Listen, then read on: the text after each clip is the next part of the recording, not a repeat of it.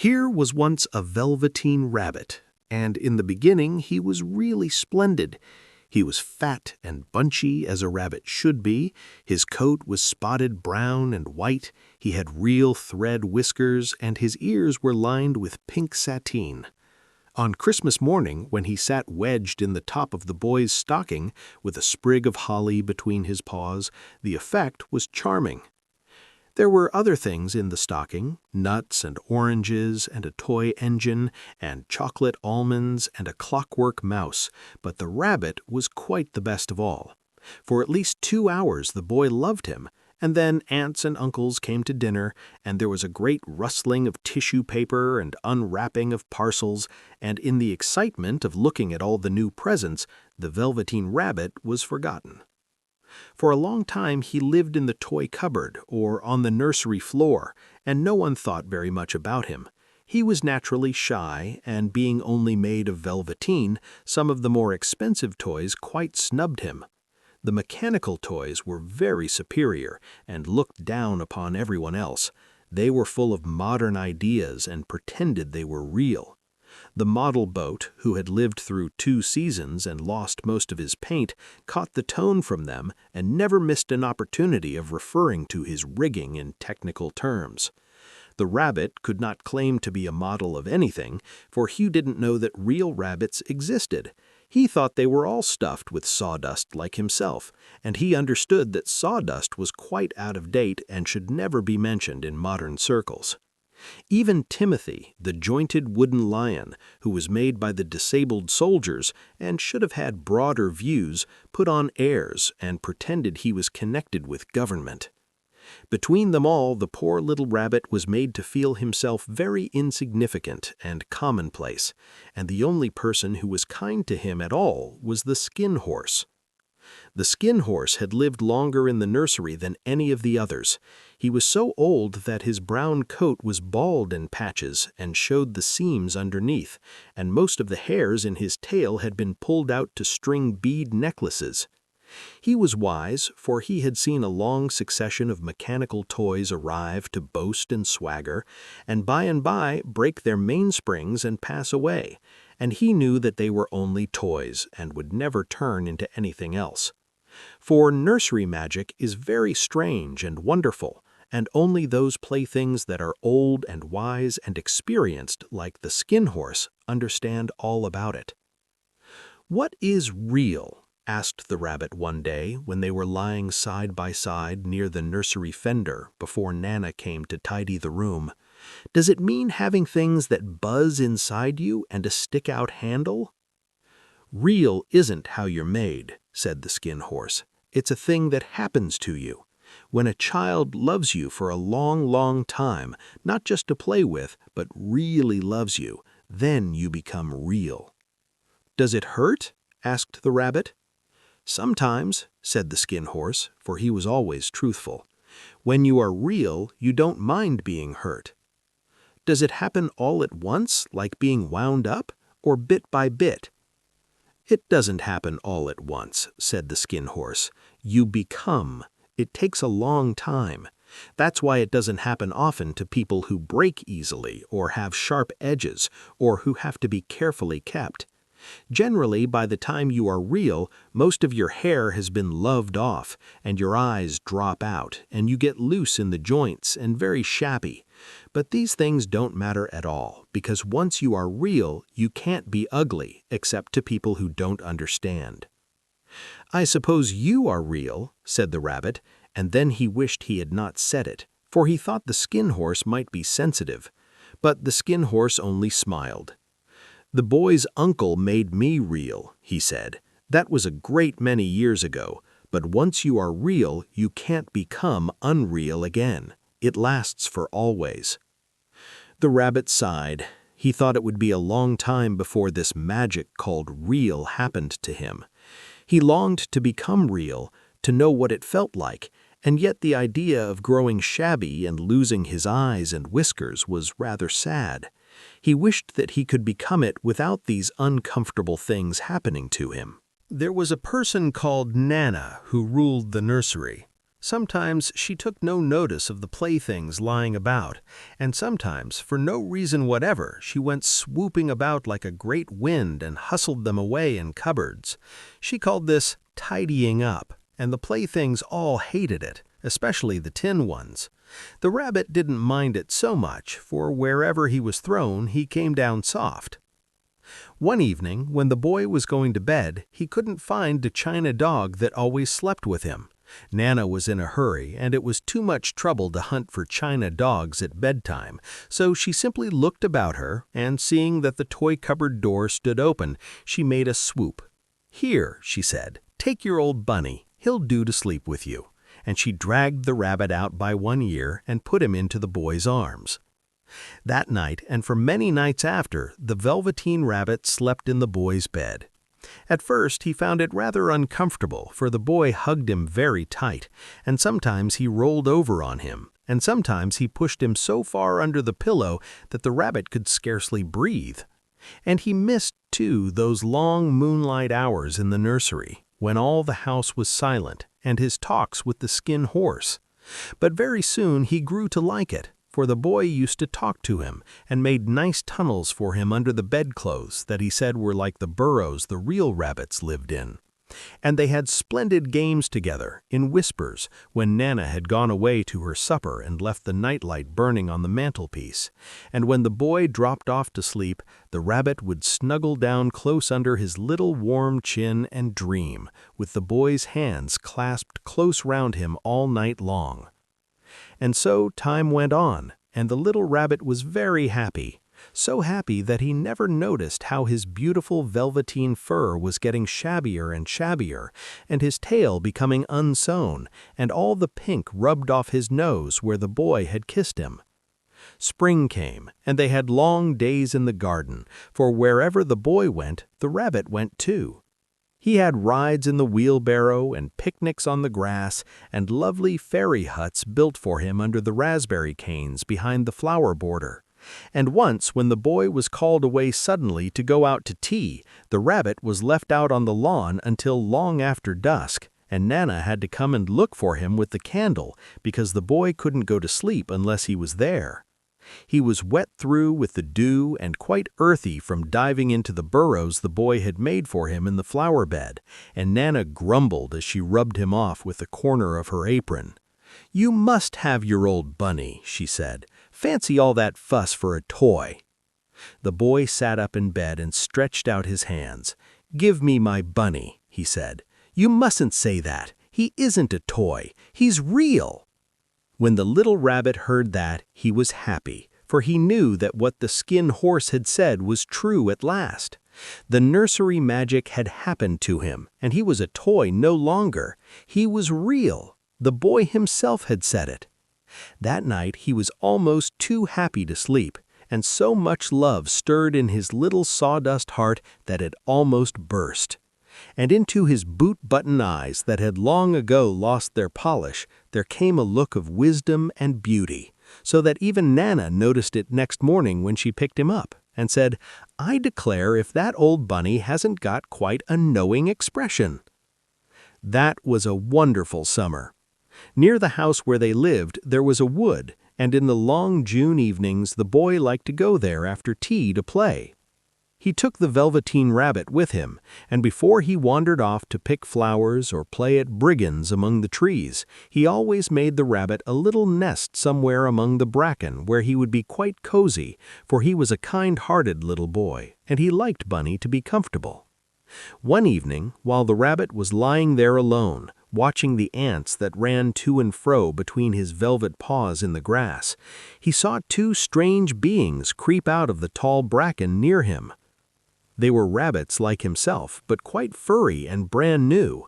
They must have been very well made, for their seams didn't show at all, and they changed shape in a queer way when they moved. One minute they were long and thin, and the next minute fat and bunchy, instead of always staying the same like he did.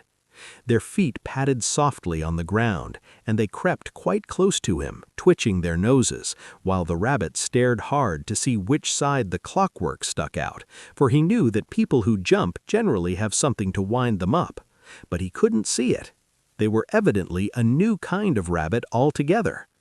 They stared at him, and the little rabbit stared back, and all the time their noses twitched. "Why don't you get up and play with us?" one of them asked. "I don't feel like it," said the rabbit, for he didn't want to explain that he had no clockwork.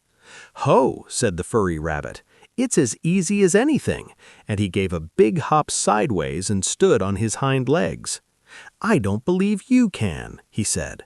"I can," said the little rabbit. "I can jump higher than anything." He meant when the boy threw him, but of course he didn't want to say so. "Can you hop on your hind legs?" asked the furry rabbit. That was a dreadful question, for the Velveteen Rabbit had no hind legs. The back of him was made all in one piece, like a pincushion. He sat still in the bracken and hoped that the other rabbits wouldn't notice. "I don't want to," he said again. But the wild rabbits have very sharp eyes, and this one stretched out his neck and looked. "He hasn't got any hind legs," he called out. "Fancy a rabbit without any hind legs!" And he began to laugh. "I have," cried the little rabbit. "I have got hind legs. I am sitting on them."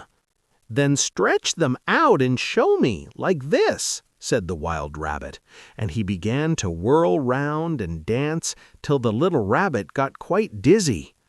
"I don't like dancing," he said. "I'd rather sit still." But all the while he was longing to dance, for a funny new tickly feeling ran through him, and he felt he would give anything in the world to be able to jump about like these rabbits did. The strange rabbit stopped dancing and came quite close. He came so close this time that his long whiskers brushed the Velveteen Rabbit's ear, and then he wrinkled his nose suddenly and flattened his ears and jumped backwards. "He doesn't smell right," he exclaimed. "He isn't a rabbit at all. He isn't real." "I am real," said the little rabbit. "I am real. The boy said so." And he nearly began to cry. Just then there was a sound of footsteps, and the boy ran past near them, and with a stamp of feet and a flash of white tails, the two strange rabbits disappeared. "Come back and play with me," called the little rabbit. "Oh, do come back. I know I am real."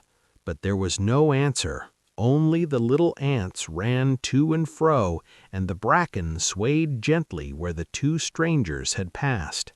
The Velveteen Rabbit was all alone. "Oh dear," he thought, "why did they run away like that? Why couldn't they stop and talk to me?" For a long time he lay very still, watching the bracken and hoping that they would come back, but they never returned, and presently the sun sank lower, and the little white moths fluttered out, and the boy came and carried him home. Weeks passed, and the little rabbit grew very old and shabby, but the boy loved him just as much.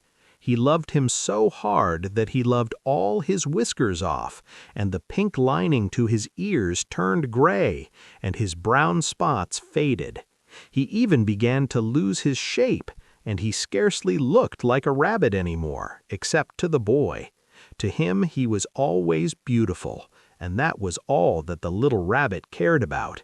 He didn't mind how he looked to other people, because the nursery magic had made him real, and when you are real, shabbiness doesn't matter. And then, one day, the boy was ill.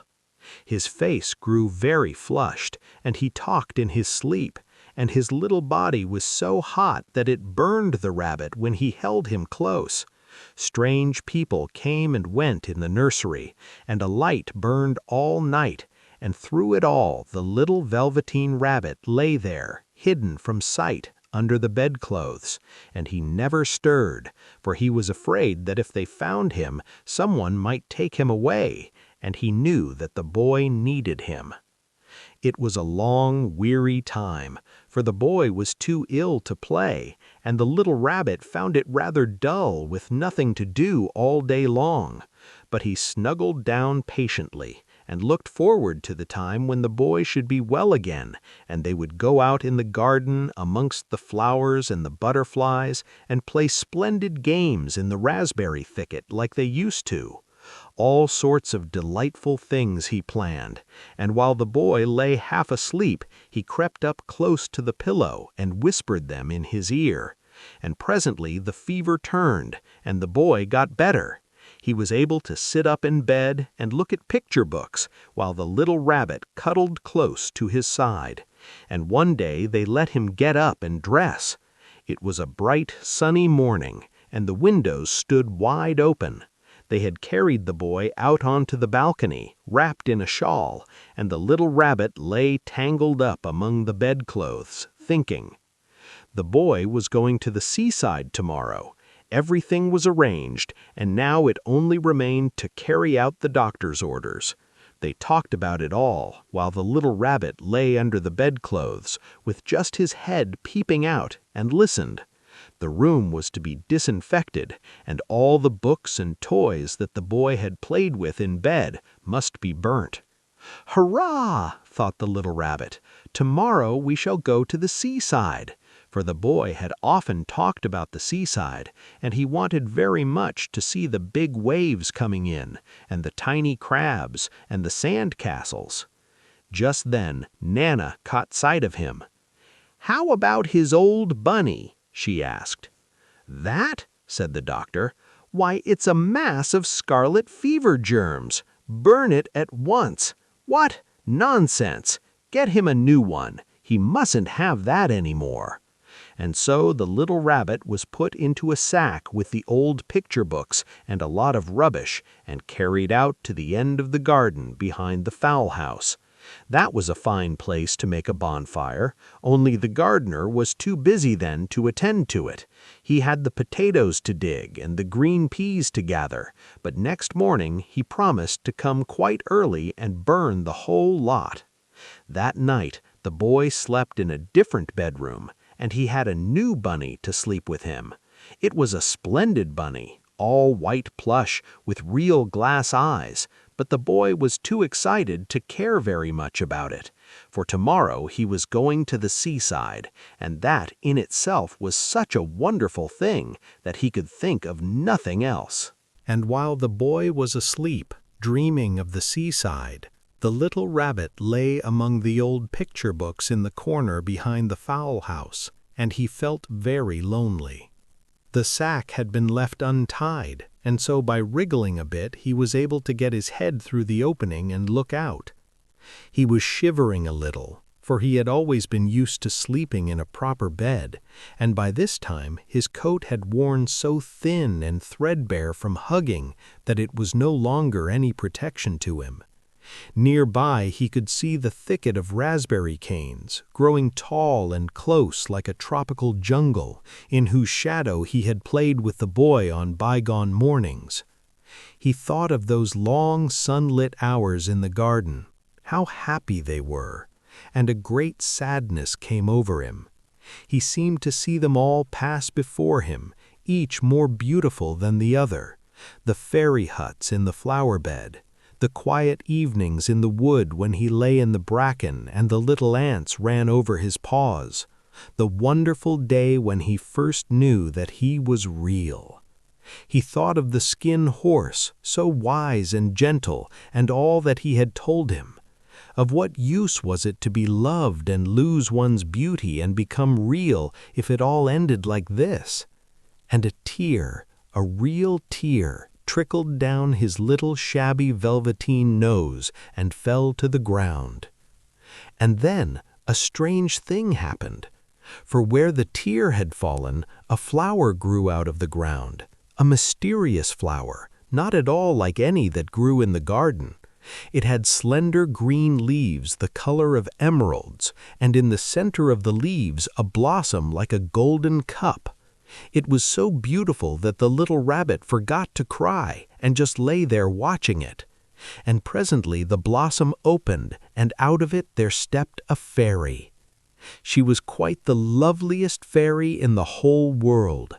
Her dress was of pearl and dewdrops, and there were flowers round her neck and in her hair, and her face was like the most perfect flower of all. And she came close to the little rabbit and gathered him up in her arms and kissed him on his velveteen nose that was all damp from crying. "Little rabbit," she said, "don't you know who I am?" The rabbit looked up at her, and it seemed to him that he had seen her face before, but he couldn't think where. "I am the nursery magic fairy," she said. "I take care of all the playthings that the children have loved. When they are old and worn out and the children don't need them anymore, then I come and take them away with me and turn them into real." "Wasn't I real before?" asked the little rabbit. "You were real to the boy," the fairy said, "because he loved you. Now you shall be real to everyone." And she held the little rabbit close in her arms and flew with him into the wood. It was light now, for the moon had risen. All the forest was beautiful, and the fronds of the bracken shone like frosted silver. In the open glade between the tree trunks, the wild rabbits danced with their shadows on the velvet grass. But when they saw the fairy, they all stopped dancing and stood round in a ring to stare at her. "I've brought you a new playfellow," she said. "You must be very kind to him and teach him all he needs to know in Rabbitland, for he is going to live with you forever and ever." And she kissed the little rabbit again and put him down on the grass. "Run and play, little rabbit," she said. But the little rabbit sat quite still for a moment and never moved, for when he saw all the wild rabbits dancing around him, he suddenly remembered about his hind legs, and he didn't want them to see that he was made all in one piece. He did not know that when the fairy kissed him that last time, she had changed him altogether. And he might have sat there a long time, too shy to move, if just then something hadn't tickled his nose, and before he thought what he was doing, he lifted his hind toe to scratch it. And he found that he actually had hind legs. Instead of dingy velveteen, he had brown fur, soft and shiny. His whiskers twitched by themselves, and his whiskers were so long that they brushed the grass. He gave one leap, and the joy of using those hind legs was so great that he went springing about the turf on them, jumping sideways and whirling round as the others did. And he grew so excited that when at last he did stop to look for the fairy, she had gone. He was a real rabbit at last, at home with the other rabbits. Autumn passed and winter, and in the spring, when the days grew warm and sunny, the boy went out to play in the wood behind the house, and while he was playing, 2 rabbits crept out from the bracken and peeped at him. One of them was brown all over, but the other had strange markings under his fur, as though long ago he had been spotted, and the spots still showed through. And about his little soft nose and his round black eyes there was something familiar, so that the boy thought to himself, "Why, he looks just like my old bunny that was lost when I had scarlet fever." But he never knew that it really was his own bunny, come back to look at the child who had first helped him to be real. The end.